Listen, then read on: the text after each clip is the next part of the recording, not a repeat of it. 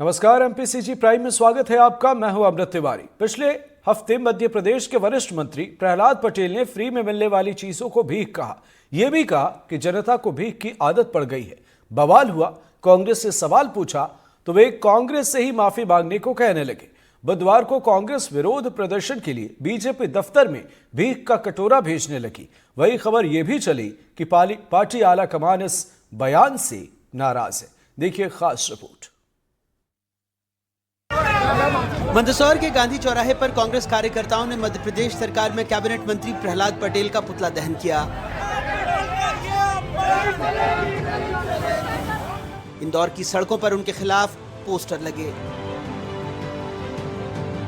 भोपाल में कांग्रेस मुख्यालय में पार्टी नेता बीजेपी दफ्तर ऑनलाइन भीख का कटोरा भेजने की तैयारी करने लगे।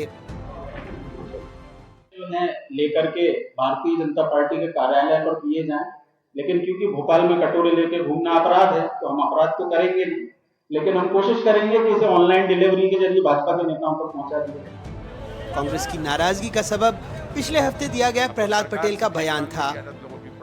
समाज से लेने की जो आदत है, अब तो सरकार से भीख मांगने की आदत लोगों की पड़ गई है।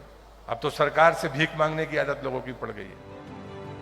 पब्लिक को बुरी आदत पड़ गई है, भीख मांगने की आदत पड़ गई है। भिखारियों की फौज जमा करना समाज को मजबूत करना नहीं है।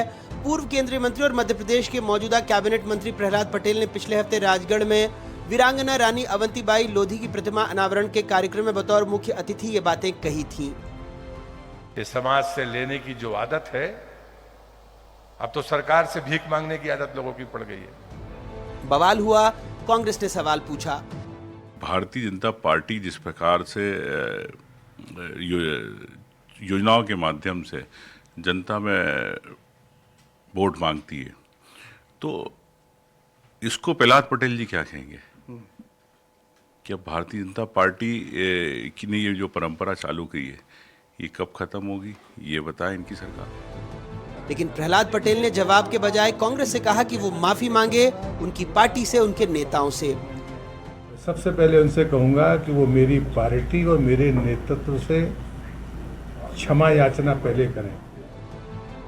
खबर आई कि पार्टी आलाकमान नाराज है। पटेल ने पार्टी अध्यक्ष को टैग करके ट्वीट किया, फिर डिलीट किया। वहीं भोपाल में जवाब मांगा गया तो बीजेपी नेता नमस्ते कहने लगे।